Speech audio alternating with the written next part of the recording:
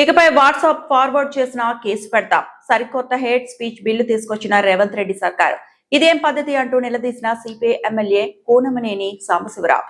ఒకటి దీనిలో రెండో పాయింట్లో ఒక సెక్షన్లో సమాచార మార్పిడి, సపోజ్ నాకు వాట్సాప్కి ఏదైనా వచ్చిందనుకోండి, దాన్ని ఫార్వర్డ్ చేస్తే ఇమీడియట్గా కేసు అవుతుంది.